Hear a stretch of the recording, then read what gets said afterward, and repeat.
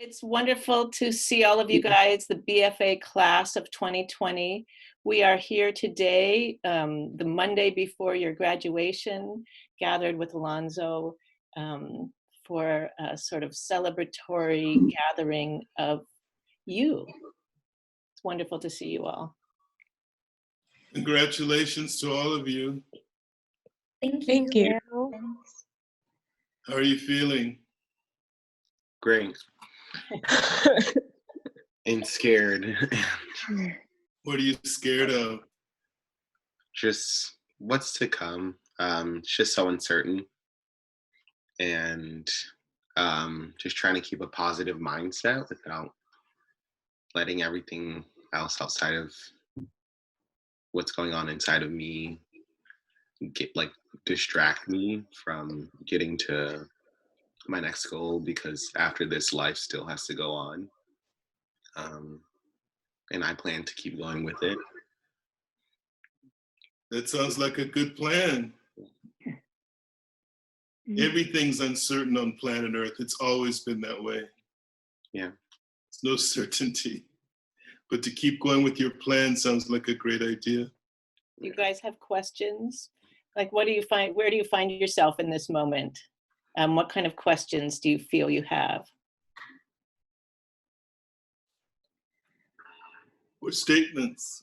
Or statements. I feel like in a sense, the kind of universal uncertainty that's so present right now is almost a little refreshing, because as you said, we're always kind of in a state of uncertainty, and at least I've felt like that's something that we've had to I've had to try to suppress a little bit to make it appear as if we know what I'm doing and kind of have an idea of what's happening next. So the fact that everyone is in this great unknown right now kind of feels like there's some support in that sense. Yeah, there's still a huge sense of togetherness, even so far apart. In these Zoom calls, and even when we were doing gyro, just still grounded me and made me still feel like I was a part of something. Even because just constantly going day by day with nothing, just being inside, it's just you kind of just go off into space, and I need something to pull me back to earth sometimes, and this has been very grounding for me. I like it. It's been really cool to see how the dance community has come together during this time, and that's been really inspirational, especially so much isolation. Yeah, I think in a weird way, kind of having this Zoom classes and having to dance in our homes kind of prepared me to have that mindset of keeping myself motivated in my own house and just kind of keep going. I definitely didn't know how to do that before at all. I'd never taken gyro in my house, or didn't take advantage of my space to kind of explore my creativity and just my movement vocabulary or just inspiration. And I feel like I've been given the opportunity to really slowly kind of learn how to do that and take that with me wherever I go. Once everything's open, even then, I'm gonna have the tool to take advantage of my space and whatever I live without having to just be in a studio to be able to create. So that's been really nice. That's great. I know, Alonzo, you have spoken about part of what we're doing is teaching you guys to be your own teachers. And it sounds, Gabby, like that's really, really came forward for you. Yeah. To everyone else, I'd love to hear from you. Yeah, I think this time for me has very much been a learning experience about kind of how to feed myself when I don't have other things or necessarily other obligations or I'm taking classes. It's just me deciding when and what I need at a certain time, trying to figure out how to feel fulfilled while I'm still at home. So it's like constantly this back and forth, and giving myself permission, especially at times, to not feel like I need to be moving towards something or progressing in some way. It's okay, like at this time, to have moments where I'm just kind of here in the world. And I'm sure other people are feeling the same thing. But yeah, it's definitely comforting knowing we're all in the same situation, in some sense. And it's been fun navigating our own spaces and yeah, finding ways to use what we have and our resources has been really empowering and reassuring. And like Madison saying, also finding ways or understanding myself more, taking the time to understand what I need and what makes me come alive and feel fulfilled, and just really prioritizing that. And that really has been giving me knowledge and how to go about my life for the rest of my life, how to go about each day, and what makes sense for how to live. Yeah, I think that I'm really developing a sense of agency and a sense of self-empowerment during this time, because I mean, we don't have the normal like studio or like the discipline of like having a class to take every day, and so having to create some sort of format for myself, or some sort of like sense of at least a little bit of structure, has been really I think it's been a really good skill to develop. Yeah, that resonates with me as well. I felt, especially towards the beginning of this period, when kind of establishing a routine and just transitioning to this totally new pace of life, felt very foreign and really uncomfortable at times. But it definitely highlighted just this urgency for like movement and for expression. And after going through a period of time of not really having that like regularly implemented into my day, kind of the need to bring that back was like really, really powerful. And I felt like I kind of experienced,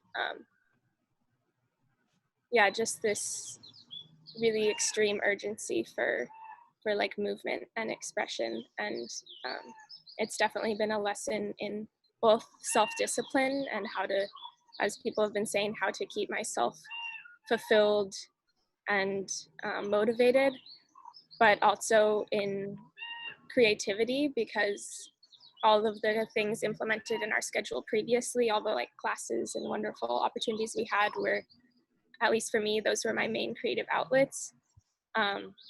And now realizing that it's not just about the creating, like keeping myself going, but also keeping the imagination alive. That's been a really wonderful lesson, because that's so easy, like on the street, on a hike, anywhere you can. I've found a lot of joy in improvising, or just not taking myself so seriously all the time. Does anyone have any questions? How have you been staying creative? A couple of things come to mind. One is when Madison talked about progress. I think it's wonderful to be able to get away from the din of activity and noise and hustle and bustle, to really take this opportunity to introspect, because it's not, people don't by themselves stop and say, what am I becoming and where am I going?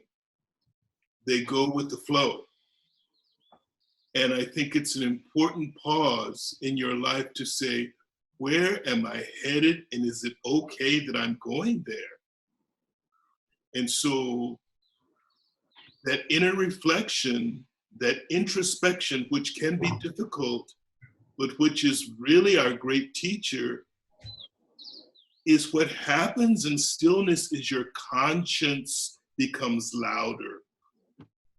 And often people run away from their conscience because they don't want to hear what it has to say. And sometimes facing yourself can be daunting. But to have the opportunity to introspect, not in a beat yourself up way, but in a way to look at yourself objectively. It's really easy for most of us to look at someone else's life and their problems and say, oh, here's the fix, or this is what the mental attitude should be, or the solution would be this. To look at yourself objectively is not so easy because we identify with it, so we're so subjective about it. And it's nice to have a time where you can step away from your personal identity of you and look at yourself like you're looking at someone else. And then you can observe thoughts, which are behavior, which is movement.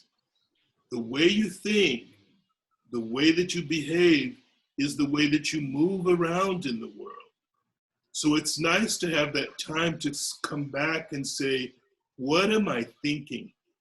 Every human being on planet Earth has an affirmation in their head. For some people, it's, I'm no good, I'm tired, whatever it is, something negative or something positive. And when you're still, you have an opportunity to hear, what is the affirmation that is in my subconscious that keeps repeating itself? And if it's a harmful one, you can, again, objectively say, oh my goodness, that has to go. I did not recognize that was there. And that's what stillness and introspection will allow. It will allow you to see the small underpinnings of things that you didn't recognize that are detrimental to you. Because again, how you think and what you think creates behavior, and behavior is how you move in the world. Meaning, what you think is what you become. So to be able to extract the things that aren't working, that are harmful, that's the process of cleaning the painting. When Madison brought up the word progressive, it's an interesting one because people have the idea that there's a point where you begin and then there's a point where you end. And that does have its place. But in reality, there's another way to look at it, where what you're doing is you're slowly remembering what you really and truly are. And so the work is of becoming yourself.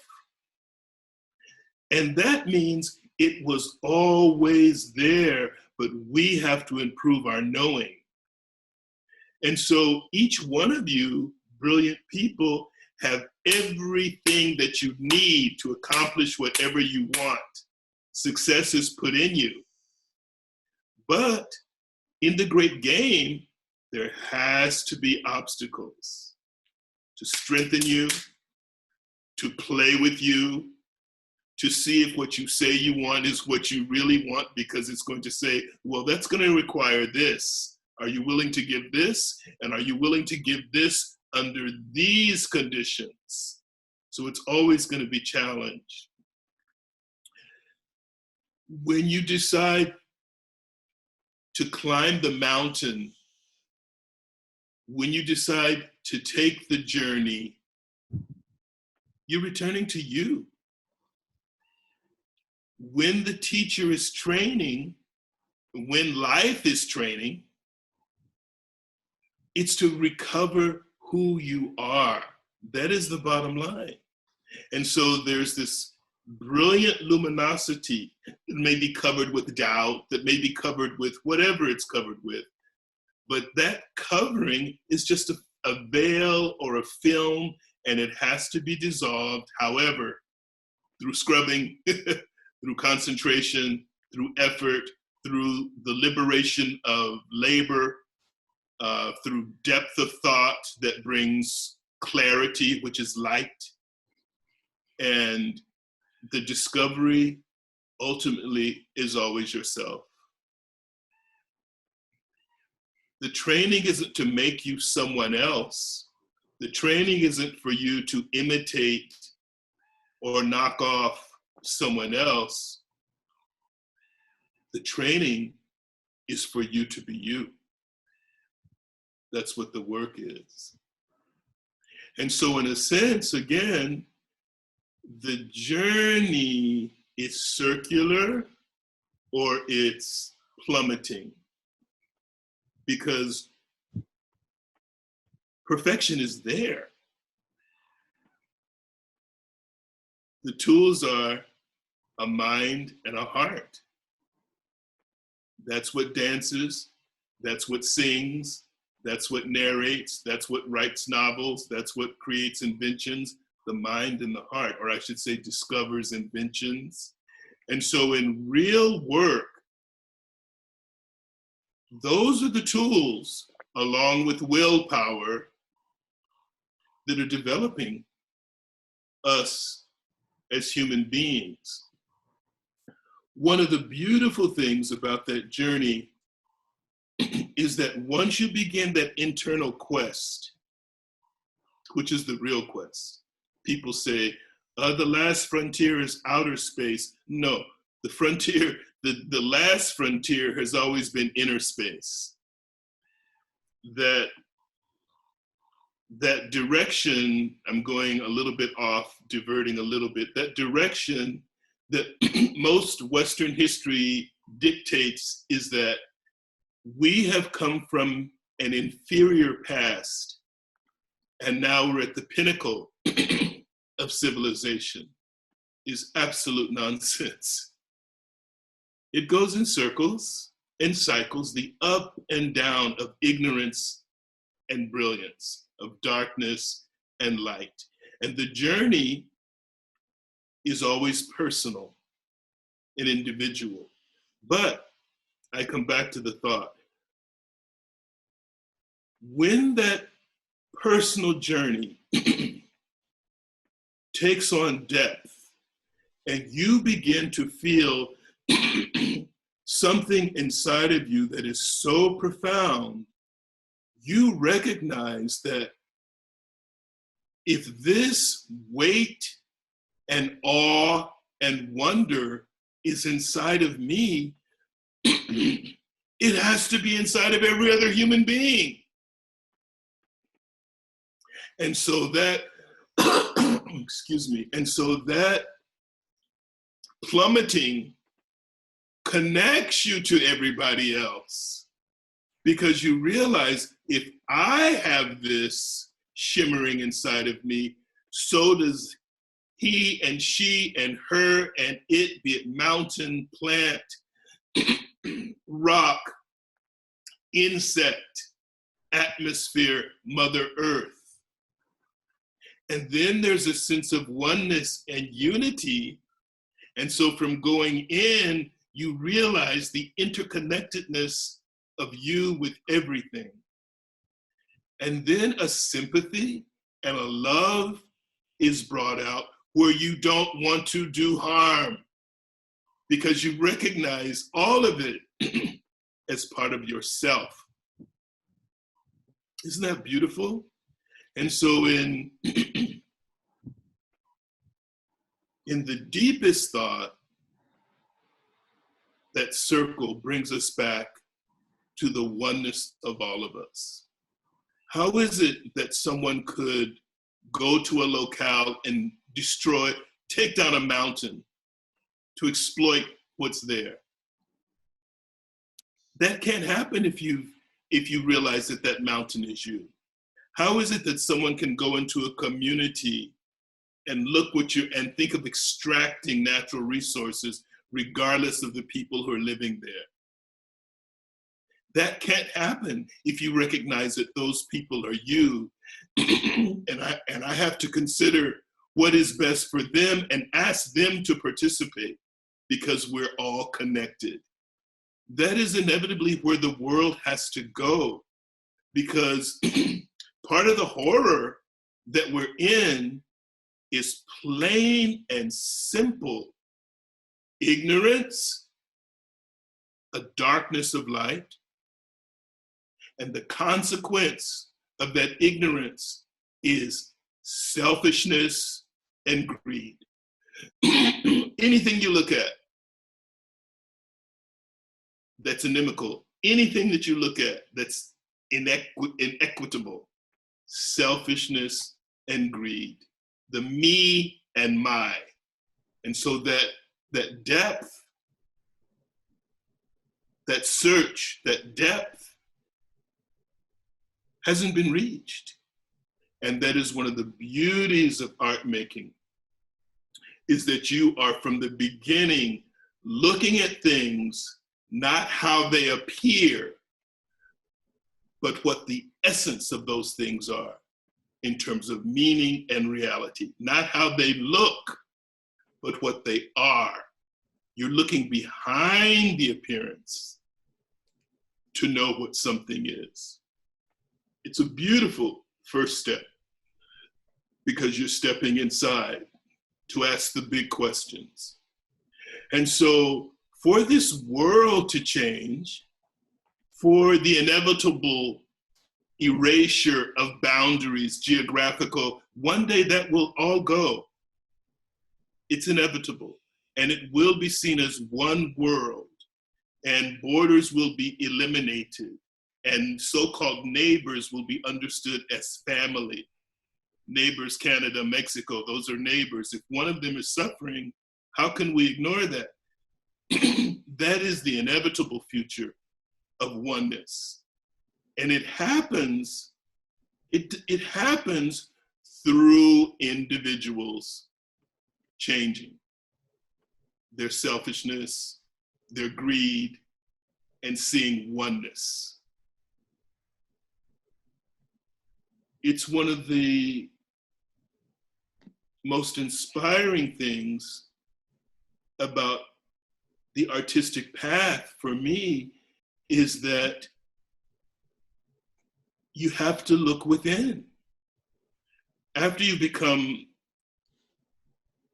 everyone's different, but after you leave the stage of showing off, look, Ma, look what I can do, pirouettes, blah, blah, blah, extension, da, da, da. After that period begins to fade, you're interested in language and statement. And language and statement means that there's a voice, and that voice has to say something. That's what we are as human beings. We're makers and doers. And the best making and doing comes from intuition. That's the finality in the land of art searching, when there is intuition. And that begins with the internal journey.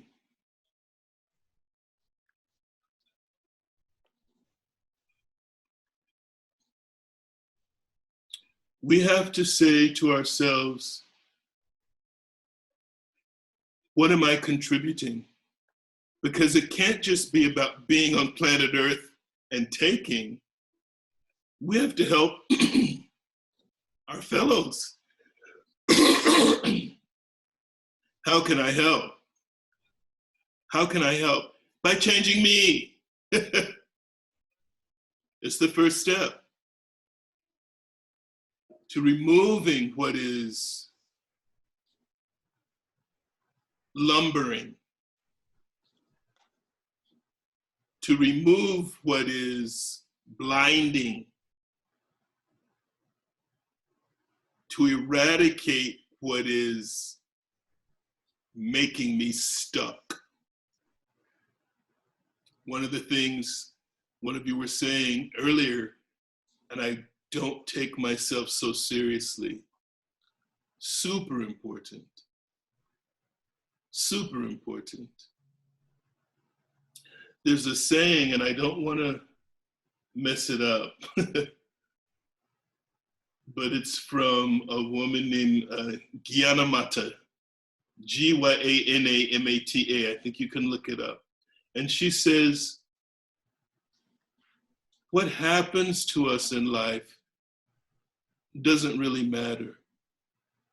Only what we become because of it.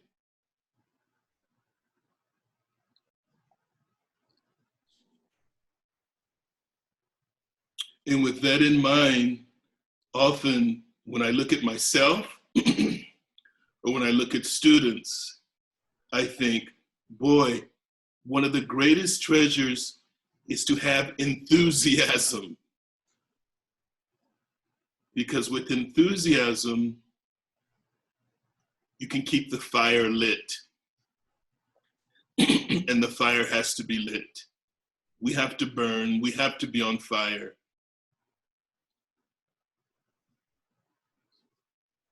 That is one of the key things in transformation, is that there has to be heat and there has to be focus. It's like a magnifying glass. For change, there has to be fire. And for creativity, there has to be fire. And enthusiasm and willpower, those are matches that really help to get us inflamed.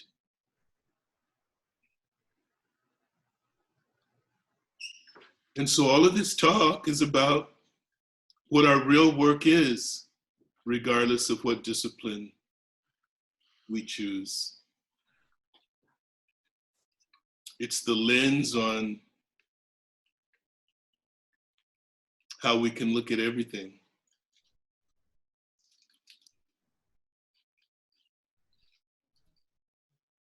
Can I give more?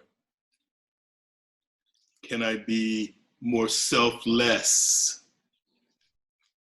Can I not worry about what I'm getting and just give?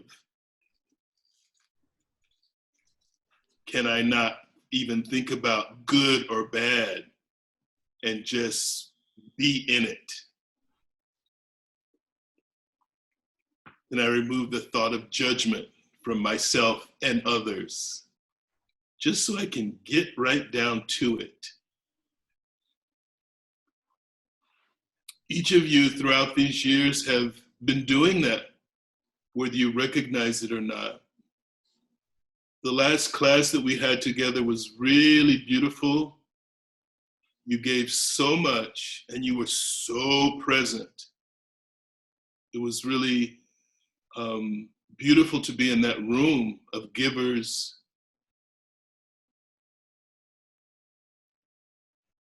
of seekers,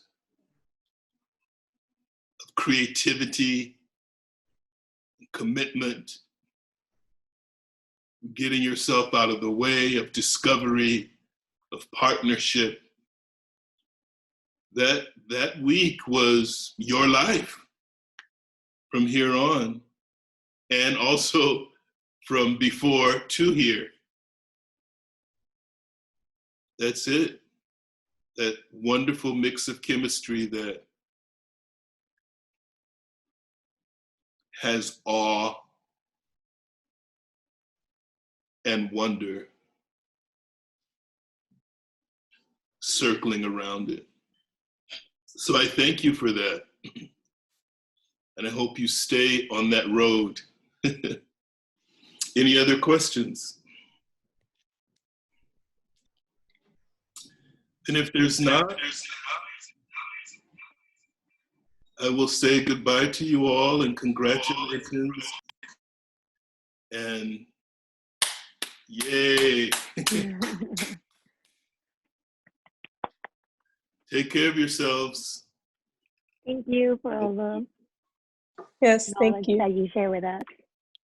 Thank you. Thank you for everything. You're welcome. Thank you. It's been incredibly life-changing.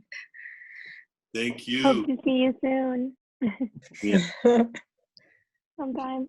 For creating a space for us to share and grow. I felt in that week that you were mentioning, we like each grew individually, but I think we also grew together in a really strong way. Yeah, when there's bravery from one, usually the group goes, okay.